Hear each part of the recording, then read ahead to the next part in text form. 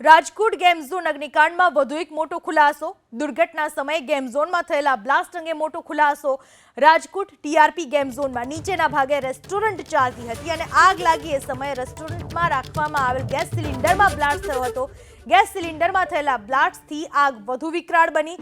એટલું જ નહીં, ગોકાર માટે રાખેલ પેટ્રોલ અને ડીઝલના જથ્થાના કારણે આગ વધુ પ્રસરી હતી। ટીઆરપી ગેમ ઝોનમાં માત્ર વેલ્ડિંગના કામકાજ સમયે તણખલો ઉડ્યો અને આગ લાગી। વાત અહીંયાથી અટકતી નથી। આ આગ કઈ રીતે લાગી એ ઘટના છે, પણ આગ કઈ રીતે પ્રસરી એના માટે અનેક કારણો જવાબદાર હતા। ત્યાં ગેમ ઝોનમાં રેસ્ટોરન્ટ પણ ચાલતું હતું, જ્યાં ગેસ સિલિન્ડર રાખવામાં આવ્યો હતો। એ ગેસ સિલિન્ડર બ્લાસ્ટ થયો, સાથે ગોકાર માટેનું પેટ્રોલ રાખવામાં આવ્યું હતું। એ પેટ્રોલના જથ્થાએ આગને વધુ વેગ આપ્યો, તો સાથે જનરેટર ઓપરેટ કરવા માટે થઈને ડીઝલનો જથ્થો પણ રાખવામાં આવ્યો હતો। આશરે 1.5 થી 2000 લીટર આ જ્વલનશીલ પદાર્થ હતો, જેના પરિણામે આગ વધુ વિકરાળ બની।